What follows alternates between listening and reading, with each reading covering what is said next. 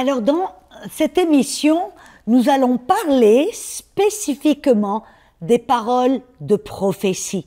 Comment les reconnaître, les juger et que faire si vous n'êtes pas d'accord avec cette parole. On se retrouve tout de suite.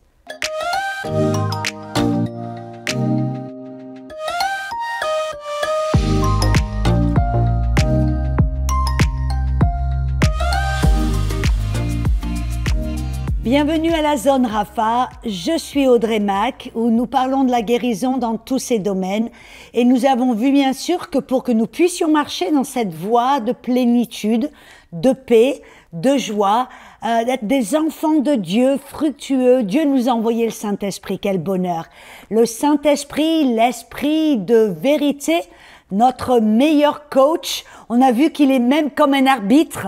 Si on prend un mauvais tournant, on fait une infraction, ou on tourne on s'éloigne de la bonne voie, le Saint-Esprit va souffler le sifflet. Alléluia. De quoi est-ce que je parle? La paix du Saint-Esprit qui demeure en nous, qui dépasse tout raisonnement, tout d'un coup, va se ôter, il va y avoir un malaise intérieur. Ça veut dire, arrêtez-vous. Le Saint-Esprit essaie d'attirer votre attention.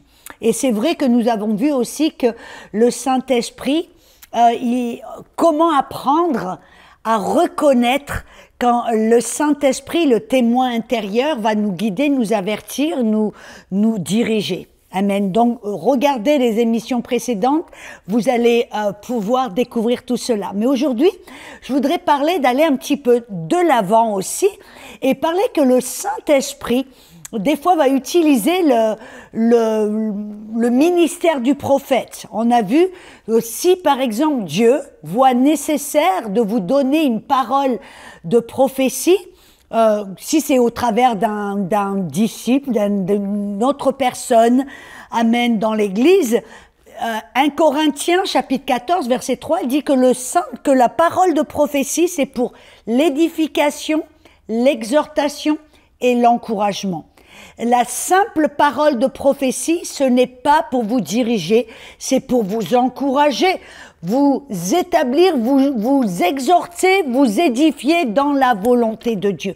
Il n'y a pas d'élément de futur dans la simple parole de prophétie. Mais si Dieu juge bon de vous donner une parole au travers du ministère, le ministère du prophète, là, ça va peut-être être une parole de sagesse, une parole de connaissance, une parole de sagesse. La parole de sagesse, c'est une parole qui va vous aider pour le futur. Il y a un élément de futur dans une parole de sagesse. Et si vous recevez une parole de sagesse ou de connaissance de la part d'un prophète ou d'une personne, vous avez non seulement le droit, mais je dirais même la responsabilité de juger cette parole. Peu importe si c'est le plus grand prophète de la terre, qui est sur la télé, partout, peu importe. Si vous recevez cette parole, la Bible nous dit que si les prophètes parlent, que les autres jugent. Alors donc, si cette parole vous est adressée, vous devez juger cette parole. Qu'est-ce que vous devez faire? Regardez par rapport à la parole. Est-ce que cette parole, par exemple, si quelqu'un vous dit, oui, voici, dit le Seigneur, tu vas marier cette personne, et tout d'un coup, je dois marier cette personne, et vous apprenez cette personne est un incroyant. Là, bon, mais c'est flagrant, bien sûr. C'est un exemple un peu extrême. Mais vous comprenez là que tout d'un coup, c'est en contradiction complète avec la parole que Paul nous dit, que la lumière ne peut pas aller avec les ténèbres, que les infidèles ne peuvent pas aller avec les croyants, que les temples de Dieu ne peuvent pas aller avec les temples d'idoles. Bref, que les chrétiens ne peuvent pas s'accoupler et on ne doit pas avoir s'accoupler et se mettre en alliance avec les incroyants. Ça, c'est une parole.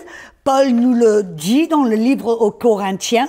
Et donc, vous voyez, je vous donne cet exemple pour vous dire, si quelqu'un vous donne une parole, vous devez la juger par rapport à la parole de Dieu. Cela, c'est comme un fil à plomb.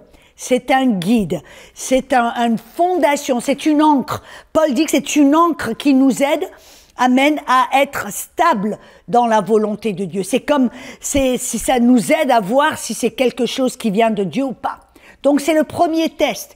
Le deuxième test, est-ce que cette parole, le témoin intérieur qui est le Saint-Esprit, est-ce qu'il rend témoignage de cette parole avec une paix intérieure qui dépasse tout raisonnement?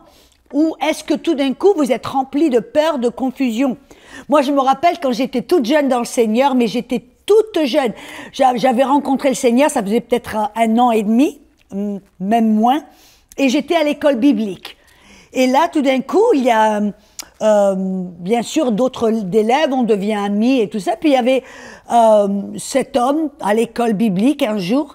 On faisait partie de la même groupe de maison. Et il m'appelle au téléphone en me disant « Audrey, Dieu m'a parlé et il m'a dit que tu es supposée que tu dois être ma femme. » Et tout d'un coup, j'ai entendu cette parole et mon cœur était rempli de peur. Je me rappelle presque comme si mon estomac était descendu dans mes baskets. Je me suis sentie remplie de peur, de tremeur, j'avais l'impression que j'allais être malade et à vomir tellement et à ce moment-là, je me suis dit, Dieu t'as parlé, mais vous voyez, je suis retournée plus tard, j'en ai parlé à des amis.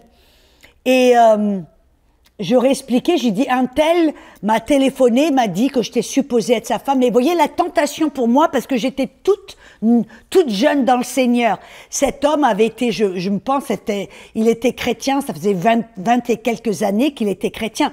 Et la tentation que j'ai eue, c'est de penser, parce qu'il était chrétien depuis beaucoup plus longtemps que moi, que automatiquement il connaissait la parole de Dieu et la volonté de Dieu et qu'il pouvait entendre Dieu bien mieux que moi. Et c'était ma tentation et quelque part en moi me disait « Seigneur, tu sais, je suis prête à faire ta volonté, même si je dois me marier avec cet homme. » Et j'étais remplie de peur et d'effroi et de malaise à l'intérieur. Donc je suis allée vers des amis, elles m'ont dit « Non, Audrey, ce n'est pas la volonté de Dieu. Si cette parole t'a rempli de peur et que tu n'as plus de paix, ça ne vient pas de Dieu. » Vous savez, la chose effroyable et dramatique, c'est que cet homme était tellement persuadé que j'étais supposée être sa femme, il m'a poursuivi presque, comme on dit en anglais, stalked. Il m'a poursuivi pendant, je crois que c'était, jusqu'au jour de mon première année de mariage. Il déménageait partout où j'allais, il me suivait, il me téléphonait, il m'écrivait, bref, tout le temps, convaincu. Mais voyez, pour moi, quand j'ai entendu cette parole, parce que cette parole m'a rempli de peur, c'était un signe, c'était une confirmation, une preuve que cette parole, ce n'était pas quelque chose que je devais accepter. Par contre, il m'est arrivé une autre fois où, peut-être quelques mois plus tard, j'étais rentrée dans le ministère et nous nous apprêtions à partir en Russie. Vous voyez, c'était pendant la Russie, pendant le régime communiste. Et on était un groupe d'à peu près une quarantaine. On allait partir en Russie. Et notre pasteur, un homme de Dieu puissant, était venu pour prier sur chacun de nous. Et alors il prie, il impose les mains sur nous. Et puis quand il arrive à moi, il impose les mains sur moi. Et il me donne une parole. Il me dit, Dieu te rappelle à ton peuple. Et pour moi, dans ma petite tête, j'ai cru qu'il disait « Dieu te dit de repartir en France, de faire tes valises et de repartir tout de suite en France. » Et à l'intérieur, je me suis dit, vous voyez, j'avais confiance en cet homme, en mon pasteur. C'était un homme de Dieu, j'avais confiance en lui. J'avais pas forcément de peur ou un malaise, mais je ne comprenais pas. Quand j'essayais de la comprendre avec ma petite tête, cette parole, j'ai dit « Mais Seigneur, je sais que tu m'as appelé à être missionnaire et je sais que je suis supposée être ici, je suis là aux États-Unis, je sais que c'est ta volonté pour moi d'être ici. Alors, qu'est-ce que tu es en train de me dire de partir en France? Mais Seigneur, ça n'est pas en accord avec ce que je sais que tu m'as demandé de faire en ce moment. » Et donc, vous savez qu'est-ce que j'ai fait de cette parole? Parce que je ne la comprenais pas. Je l'ai mis, comme je dis, sur une étagère spirituelle. Je l'ai mis là, ça voulait dire, je vais la laisser tranquille, je ne vais pas forcément la refuser, mais je vais la mettre là sur l'étagère jusqu'à ce que ça s'accomplisse. Et si ça s'accomplit, alors je saurai que ça vient de Dieu, et si ça ne s'accomplit pas, ben, je vais laisser ça tranquille. Et c'est ce que j'ai fait. Il y a eu de la sagesse là-dedans, n'est-ce pas? Et je n'ai pas cherché à accomplir cette parole, je l'ai laissé de côté, et j'ai dit, Seigneur, si ça c'est de toi, tu le feras venir, tu le feras, tu me parleras, tu l'accompliras. Et vous savez que bon, j'étais dans le ministère, j'ai continué, et vous savez que 20 ans plus tard, je me trouvais entre la frontière France et Suisse, française et suisse. Et j'enseignais dans un collège biblique en français pour la première fois. Jusque-là, j'enseignais toujours en anglais. Et cette fois-ci, j'étais pour la première fois dans un collège biblique qui venait de s'ouvrir et j'enseignais en français. Les pauvres élèves, mais la première fois que j'ai enseigné en français, les pauvres élèves, ils ont entendu toutes sortes de choses, du franglais, comme on dit. Mais vous savez, alors que j'enseignais en français, tout d'un coup, comme une voix qui parle derrière moi, j'entends une voix qui me dit « C'est ce dont je t'ai parlé il y a 20 ans. Je te rappelle vers le peuple francophone. » Tout d'un coup, cette parole qui m'avait été parlée il y a 20 ans, presque à la semaine près, tout d'un coup, le Seigneur lui a confirmé. Et vous savez, c'est ce qui se passe maintenant. À partir de ce moment-là, qui était en 2007, le mandat sur mon ministère, c'est d'atteindre le peuple francophone. Et c'est ce que je fais tout le temps. Je voyage partout dans la francophonie pour enseigner et prêcher la bonne nouvelle. Mais voyez comment ça s'est fait? Mon pasteur qui a eu cette parole de sagesse, et parce que je ne la comprenais, je l'ai jugée, j'ai dû la juger, mais parce que je ne la comprenais pas, alors je l'ai mis sur l'étagère. Et lui, Dieu l'a accompli. Et cette parole ça a prouvé que c'était une parole qui venait de Dieu. Amen. Alléluia. Et donc, je veux vraiment vous encourager. On voit, par exemple, et maintenant, j'aimerais même rajouter que cette parole, c'est pour moi comme un outil, cette parole de prophétie qui m'a été donnée il y a maintenant, c'était en 1987. Vous voyez, cette parole de prophétie, ou pardon, je crois que c'était en 1900, ou 87 ou 88, je pense. Mais bref, c'est devenu comme une arme avec laquelle je peux me battre dans l'esprit. On voit que Paul en parle à Timothée, parce que c'était un enfant spirituel, et Timothée est appelé à être pasteur. Et Paul lui a dit dans 1 Timothée, chapitre 1, verset 18, il dit « Je te confie cette ordonnance, mon enfant Timothée, selon les prophéties qui ont été précédemment faites à ton sujet, afin que par elles, par les prophéties, tu combattes le bon combat de la foi. » En fin de compte, parce que Timothée apparemment avait reçu certaines paroles de prophétie de la part de Paul, quand il est traversé des difficultés, que le parcours était difficile, qu'il était tenté d'abandonner, alors il utilisait cette parole de prophétie pour le maintenir dans la volonté de Dieu. Et c'est de ça que Paul parle. Vous voyez, quand Dieu voit nécessaire et juge nécessaire de vous donner une parole de prophétie, une parole de sagesse ou de connaissance au travers d'un prophète ou d'une personne, c'est parce que vous allez peut-être traverser des eaux turbulentes, vous allez peut-être traverser une tempête spirituelle, vous allez peut-être faire naufrage quelque part, tenter de faire... Et là, Dieu va vous donner cette parole pour vous maintenir dans la volonté de Dieu, pour que vous puissiez combattre le bon combat de la foi. Mais aussi, j'aimerais rajouter, voyez, des fois, on a tendance à courir à droite et à gauche pour rechercher une parole d'un prophète. Et moi, je dis non, mes amis, ne le faites pas. Laissez Dieu faire. Ne recherchez pas une parole de connaissance, de sagesse ou une parole de prophétie. Ne la recherchez pas. Amen. Laissez Dieu, votre Père, le faire. Et le fait que si vous recevez une parole de prophétie, ce n'est pas automatiquement quelque chose de positif. Ça veut dire que peut-être vous allez en avoir besoin pour combattre un bon combat de la foi, ou peut-être parce que vous avez vos oreilles spirituelles qui ont du mal à entendre Dieu. Vous voyez, je me rappelle quand j'étais toute jeune dans le Seigneur, et dans mon église, je faisais partie d'une très grande église avec plusieurs milliers de personnes. Et il y avait toujours un prophète, c'était un prophète très puissant.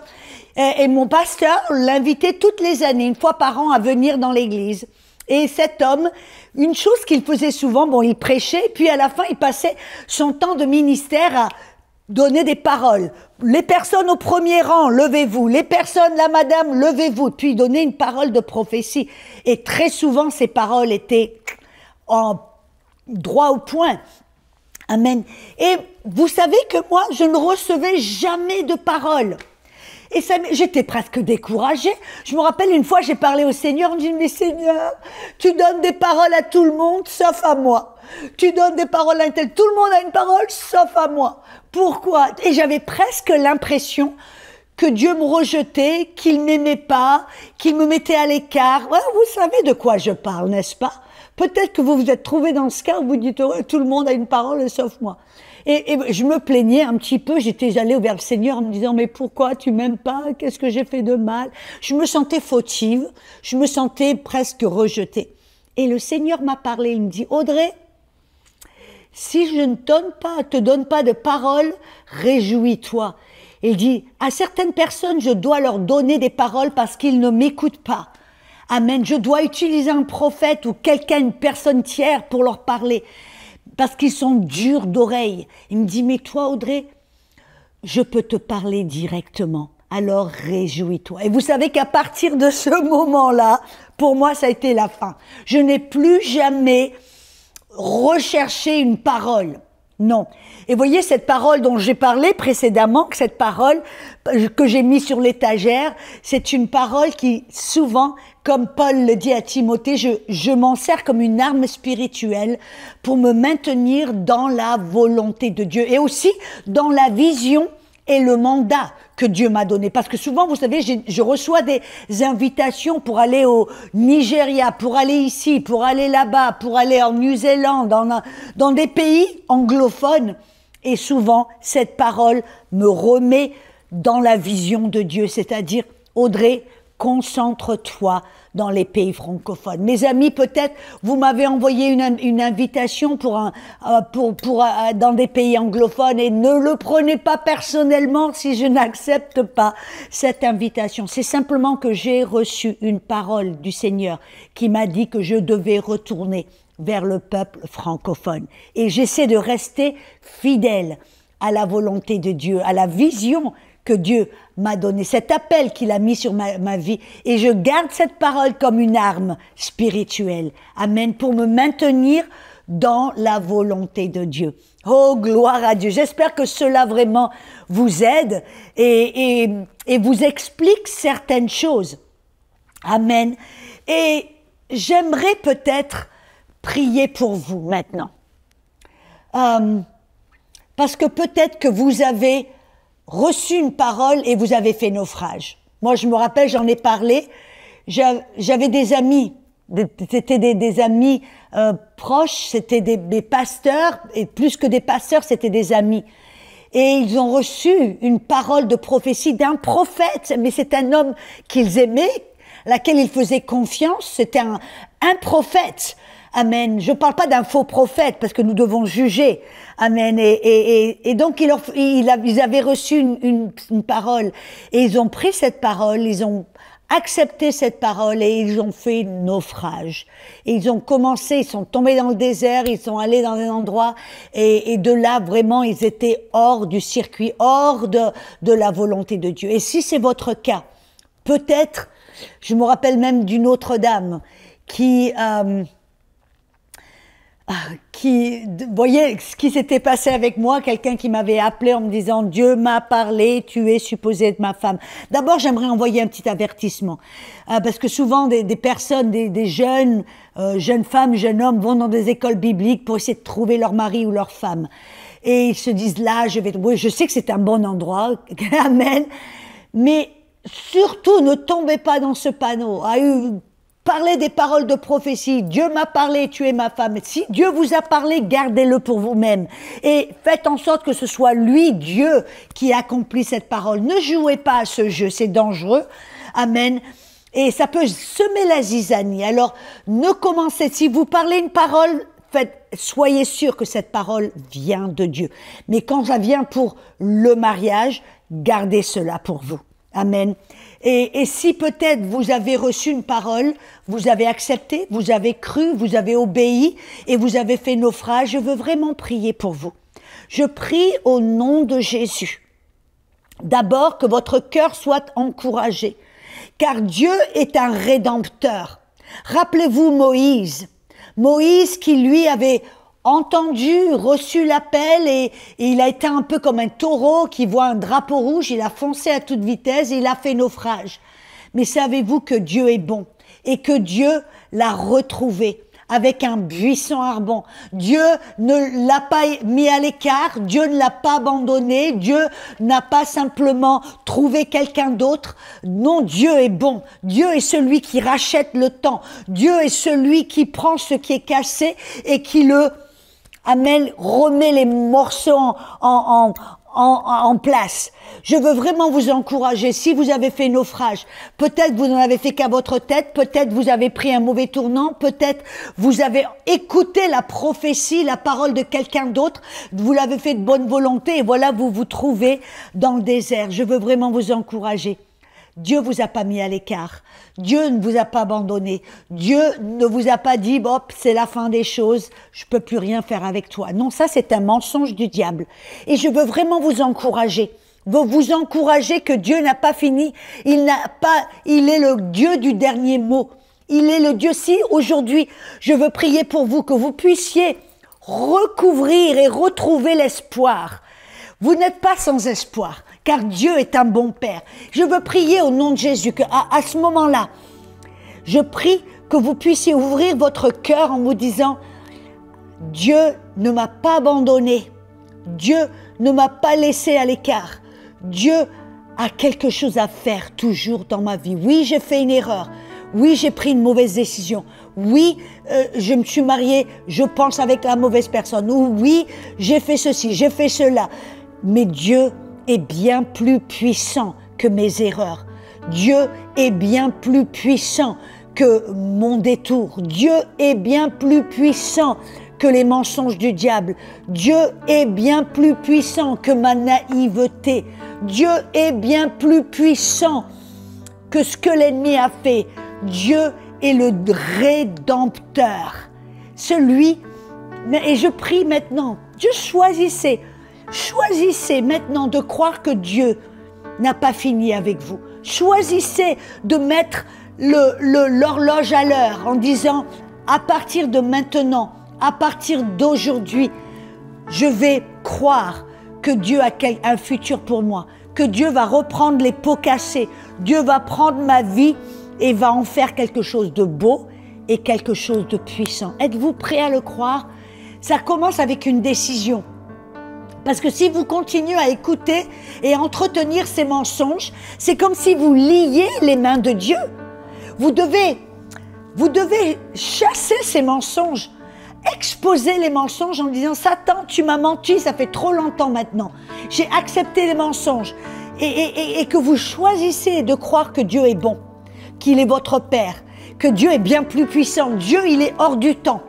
Voyez, il peut faire dans votre vie, en un an, ce qui aurait peut-être exigé 10 ans, 15 ans, 20 ans. On voit même Moïse 40 ans. Mais on voit qu'en quelques années, Dieu a libéré le peuple d'Israël hors d'Égypte. Et il a fait des miracles. Regardez comment Dieu a utilisé Moïse. Et je m'imagine que pendant des années, il a cru que Dieu l'avait abandonné, que Dieu avait choisi quelqu'un d'autre. Voyez comment Dieu est bon. Osez le croire et je prie au nom de Jésus que votre cœur soit maintenant rempli d'amour, rempli d'espoir, rempli, amen, que vous puissiez voir, accepter la vérité qui dit que Dieu est le Dieu Alpha et Oméga, le Dieu du début et de la fin, le Dieu qui est celui qui peut agir entre les deux. Alléluia. Et Dieu peut prendre des pots cassés et en refaire un chef-d'œuvre. Et Dieu peut accélérer l'horloge. Et oh, je prie pour vous au nom de Jésus, que vous puissiez maintenant accepter cette vérité. Et à partir de maintenant, que vous puissiez, à partir de maintenant, vous tourner votre cœur et votre regard vers Dieu, le Père et le Saint-Esprit. Vous savez, j'ai enseigné un enseignement, je crois que c'était « Ne faites pas votre vie au hasard ». Et je vous invitais en vous disant que Dieu connaît les pensées qu'il a envers vous, des pensées pour un bon futur, pour des belles choses pour votre vie. Et que Dieu vous a donné le Saint-Esprit pour vous aider à accomplir votre futur et l'appel de Dieu sur votre vie, pour faire en sorte que vous soyez au bon endroit, au bon moment, pour faire la bonne chose, sa volonté parfaite. Et vous savez, c'est pour cela que prier en autre langue est impératif. Je veux vraiment vous inviter à passer du temps à prier en autre langue. À partir de ce moment clé, aujourd'hui où vous avez mis les horloges à l'heure, où vous avez choisi et décidé maintenant que les choses vont changer, que vous tournez votre regard en disant « Dieu, je crois que tu vas maintenant racheter mes erreurs et me mettre en plein dans ta volonté pour accomplir l'appel que tu as sur ma vie ou le plan divin que tu as pour ma vie. » Maintenant, ça va exiger que vous mettez votre regard vers Dieu et le Saint-Esprit, marchez avec le Saint-Esprit pour l'écouter. Et tout ce que j'ai enseigné jusqu'à présent va être impératif pour vous. Je vous invite à écouter ces émissions et à les réécouter jusqu'à ce que vous puissiez être guidé par la joie, par la paix du Saint-Esprit, permettre au Saint-Esprit d'être votre guide, d'être celui qui va vous diriger, vous guider, vous avertir, vous montrer. Peut-être vous avez fait cette erreur parce que vous ne connaissiez pas ces vérités. Vous ne connaissez pas ces vérités sur comment être guidé par le Saint-Esprit. Et alors je veux vraiment, vraiment vous encourager à développer une communion, un partenariat, une communication avec le Saint-Esprit. Priez en autre langue et faites-le tous les jours, tous les jours, tous les jours. Même si vous commencez avec 5 minutes, que vous allez 10 minutes, 15 minutes, jusqu'à ce que tout d'un coup, prier en autre langue devienne quelque chose d'automatique. Moi, personnellement, quand je vais dans ma voiture, que je suis toute seule derrière le volant, je prie en autre langue. C'est devenu comme automatique. Ça va être impératif pour vous. J'espère que vous allez le faire. Et je me réjouis avec vous et pour vous de ce que le Saint-Esprit va commencer à faire dans vos vies. Amen. L'horloge a été mise à zéro. Alléluia. Et les choses maintenant vont se développer dans vos vies. Alors, un grand sourire sur vos visages et commencez à vous réjouir. Amen. Soyez bénis. On se retrouve bientôt.